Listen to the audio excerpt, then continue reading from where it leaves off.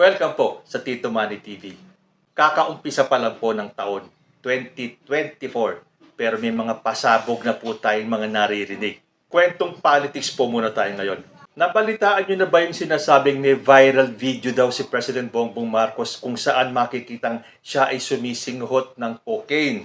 Yes po, mayroon pong pinapakalat na viral video daw pero ito ay ilalabas pa lang ng January 5. So paano naging viral video kung January 5 pa daw ilalabas ng grupo ng isang vlogger? So para maintindihan po natin ang gusto, i-re-upload ko po dito yung isang video ko na ginawa ko sa isang YouTube channel ko, yung Usapang Tito Manny, para maintindihan naman natin kung ano ba itong balita na kumakalat na meron daw video ang ating mahal na Presidente Bongbong Marcos. Let's all watch this. Napalitaan nyo na ba yung kumakalat daw na video ni President Bongbong Marcos na siya daw ay sumisinghot ng polvoron? Or better still, napanood nyo na ba yung video na sinasabing viral daw? Viral, pero wala pa naman nakakapagpatunay na totoo ito. So kailangan magpakalat sila ng mga fake news or na mga maling impormasyon or na mga paninira kay President Bongbong Marcos at sa kanyang administrasyon para lituhin ang isipan ng mga tao. Tulad nga po nitong balitang ito na maglalabas daw ng video itong isang vlogger at ito ay magpi-premiere sa January 5. Ayon po sa mga nagpapakalat itong balitang ito, ito ay may kaugnayan sa pagdodroga daw ng ating Presidenteng Bongbong Marcos. Yung pagsinghot niya yata ng cocaine. Ang balitang yan ay unang ipinakalat ni former President Rodrigo Duterte nung may sinabi siyang merong isang kandidato na nagko-cocaine. Although I'm not really sure kung may binanggit na pangalan si former President Duterte, kung sino man yung nagko-cocaine na yon. Siyempre, pick up ng balita, hanap yung mga gustong bumatikos kay President Bongbong Marcos ng mga issue. So ito nga, ginawa ng issue at meron daw ilalabas na pasabog na balita or ng video sa January 5. Ang nakakapagtaka naman, bakit pa hihintayin yung January 5? Dapat, real time na ang social media eh. Noon pa, nung alam nilang merong video si President Bongbong Marcos, inalabas na dapat nila. Ito, narinig ko itong balitang ito bago pa magpasko. May manaka-naka nagko-comment sa aking mga videos at tinatanong ako kung alam ko daw ba yung issue tungkol dun sa polvoron. Yun daw sa video na ilalabas kung saan sumisinghot ng polvoron si President Bongbong Marcos. Hindi ko siya masyadong binigyan ng pansin kasi baka mga nang iintriga lang. Ito lumalabas na nga itong mga balitang January 5 daw ilalabas. May premiere night pa yata.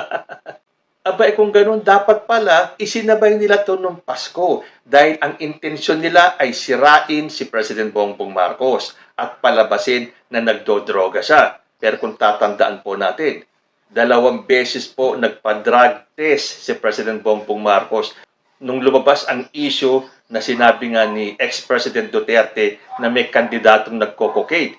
At ang resulta po ay negative. 2 beses pong nagpa-drug test si Bongbong Marcos noon. Parehong negative. Pero, natural, hindi tinanggap ng mga anti-Marcos. Kesyo fake daw yung resulta. Hindi daw credible yung resulta. Hindi daw totoo. Gawa-gawa lang daw yung nilabas na resulta. So ito nga, may pasabog daw itong grupo ng vlogger na to. January 5, meron pa talagang petsa. Samantala kung gusto nyo sirain, dapat bago pa magpasko, inilabas nyo na. E di sira sana ang Pasko ng mga Marcos loyalist. E di sana nagduda na yung ibang mga loyalista dyan. Nagdodroga ba talaga si President Bongbong Marcos? E kung nilabas nyo yan kasabay ng Metro Manila Film Festival, baka yan pa ang nag-top grosser. Baka malagpasan pa niya yung kinita ng pelikula ng Dongyang. So, hindi ka ba naman magdududa? Kung noon pa nila hawak yung video na yon at gusto nilang sirain si President Bongbong Marcos, dapat noon ding time na yon inilabas na nila. Bakit ka pa maghihintay ng January 5? So, ang sabi ng mga netizens, ine-edit pa kasi. Lalo na ngayon, usong-uso yung AI, saka yung mga deepfake. So, kung kayo talagang may ilalabas na video, siguraduhin nyo lang na yan ay totoo. Dahil pwede po kayong kasuhan yan. Although pwede na rin namang malaman kung yan ay totoo o hindi. Or baka yan ay pinagtagpi-tagpi lang at ginawang isang video. Kaya nga sabi nitong si J. Pao sa Facebook, ayon sa mga Pures, ilalabas daw ang video sa January 5. Bakit? Ini-edit nyo pa ba mga Pures? So pinalalabas po nila na viral daw yung video. Pero sabi nga na nag-comment na to, pwede palang kumalat at maging viral ang isang video na wala pang may nakakakita. Kaya nga ayoko naman patulan dati kasi wala pa naman nagpapatunay o nagsasabi sa akin or nagko-comment na nakita na nila yung video. Ay, teka muna, meron palang isang comment dito na nabasa ko. Nakita daw nila yung video. Ano po ang sabi niya? Totoo yung vid. Napanood nung kaibigan ng kaibigan ko na may kaibigan na pinsan ng tiyuhin ng kaibigan na pinsan nung nakapanood. So may nagpapatunay naman daw po. Paano ba natin ititrace yun? Kaibigan ng kaibigan ko na may kaibigan na pinsan ng tiyuhin ng kaibigan ng pinsan nung nakapanood. So ibig sabihin, wala pa pong nakakapanood. Kung meron man, malamang dinoktor yung video. Kasi hanggang ngayon, wala pang lumalabas. Viral na daw yung video. Paano magiging viral yung video? Ilalabas pa lang daw ng January 5. Naku, iayusin nyo naman yung ibabalita ninyo. Kung magpapalabas kayo ng fake news, siguraduhin ninyo na yung pagkakasunod-sunod ng balita ay magiging credible man lang or magiging kapani-paniwala. Sasabihin nyo viral, pero ilalabas pala ng January 5. Pero meron pong isang naglabas ng video daw. Well, hindi natin masasabi kung ito na nga yung video or ito ay isang parte lang ng kabuoang video dahil ang sabi nga nila, ine-edit pa daw. Siyempre, i-deepfake pa yan or gagawing AI generated. Ito pong si Juan Historiador. Tinakil po niya yan sa kanyang YouTube channel. Hanapin nyo na lang po yung channel ni Juan Historiador. At ito po ang kanyang inilabas.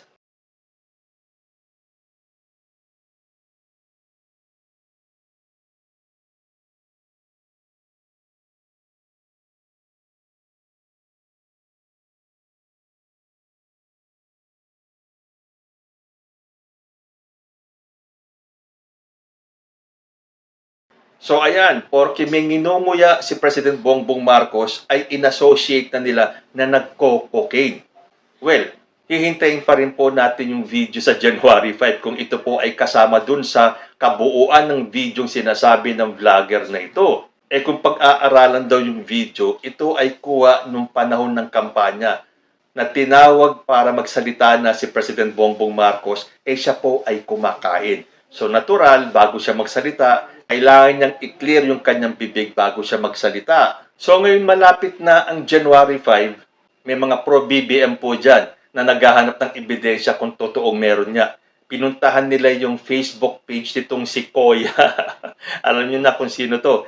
Ang post niya, deactivated yung account ni Koya para may dahilan si Akla kung bakit di ma-upload yung guni-guning vid sabay CC kay FL. So siguro maiisip niyo na kung sino itong sinasabing account ni Koya para magkaroon nga naman sila ng dahilan kung bakit hindi mailalabas sa January 5 yung video. Kaya sabi pa dun sa isang post, gas-gas na po yan. Pa-victim na kunwari na bura ang FB tapos isisisi kina PBBM at FL. Drama, tama ka na Akla. Yan ba bagong pakulo after ng video kuno ninyo? Pero tandaan po natin, doon po sa mga magpapakalat ng video na to, kung sakali mang meron silang ilabas na mga edited videos, pwede po kayong makasuhan yan.